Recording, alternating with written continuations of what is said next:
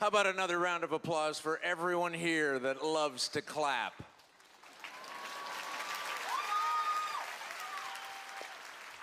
Well, I'm in a pretty good mood. I just had sex with my wife again. She never could keep a New Year's resolution.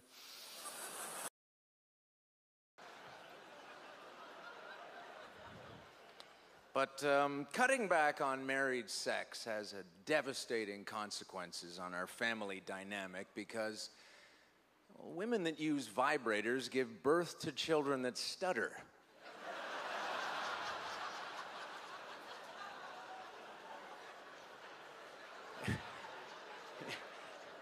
You look a little more concerned than offended right now.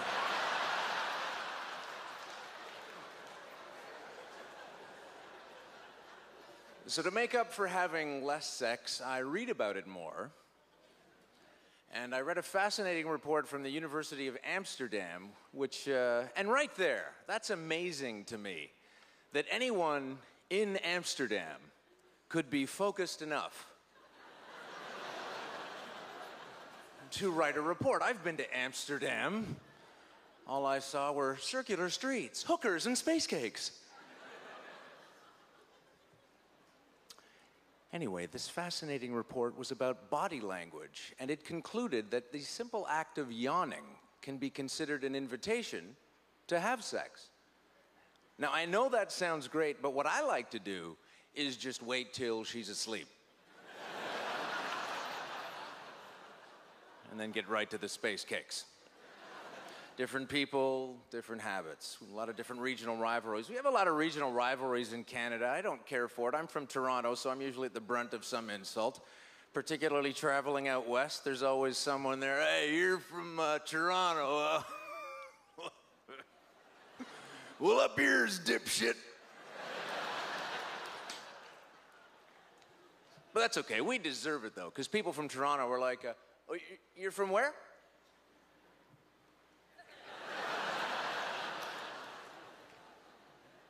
People are different everywhere. In China, this is fascinating. In China, they claim to have just located a Bigfoot, which is, well, size 9, but for them.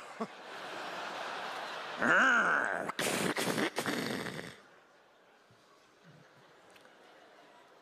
hope they catch one. I've been hearing about Bigfoot my whole life. Are you curious as I am to find out what these things really taste like?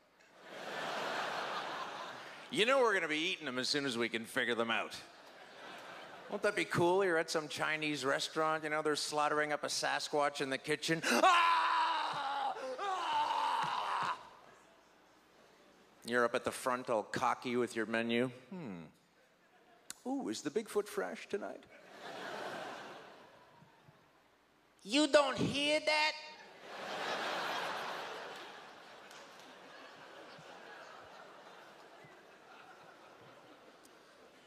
People are different everywhere you go. When people find out I have a British background, the question's always the same. Aren't you embarrassed about 50 years of Coronation Street? Aren't you embarrassed about a television show that's been on the air longer than television's been invented? It's the most depressing show. As soon as that theme song comes on, there's a Pavlovian response. You just want to kill yourself.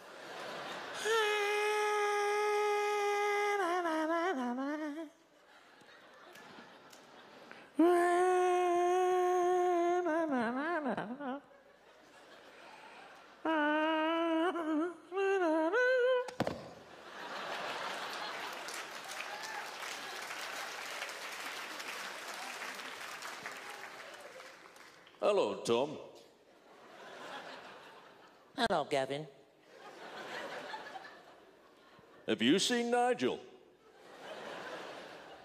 I have.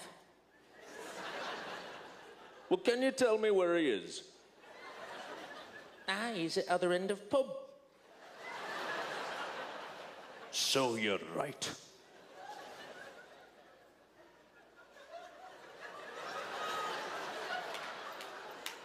Hello, Tom. Hello, Nigel.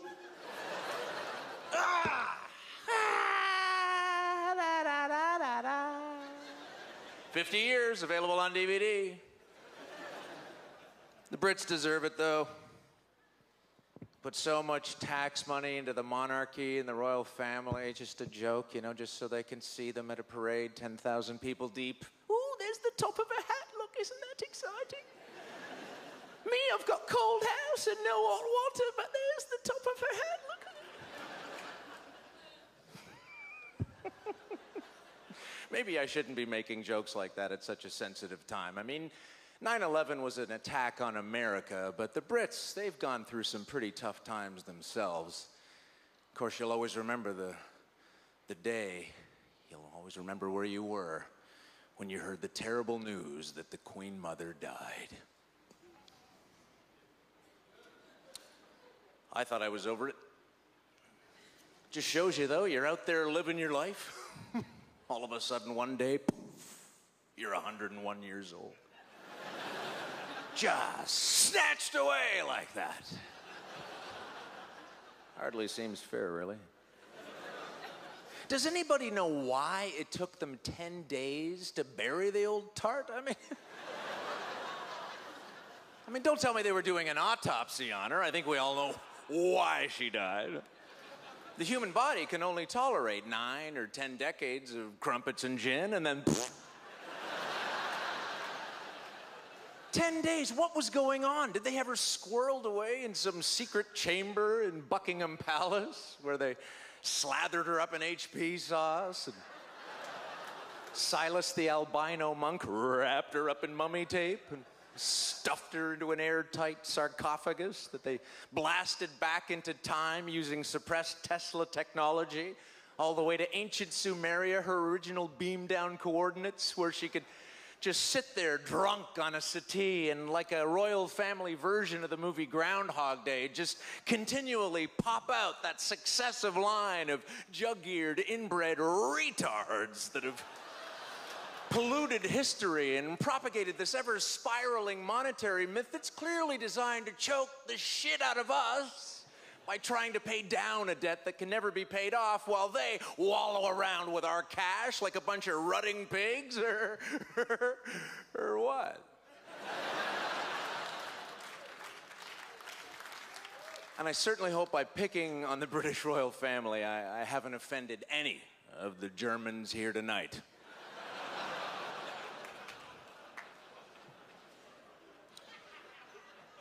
Imagine, if you will, the gift of being introduced by a comedy legend.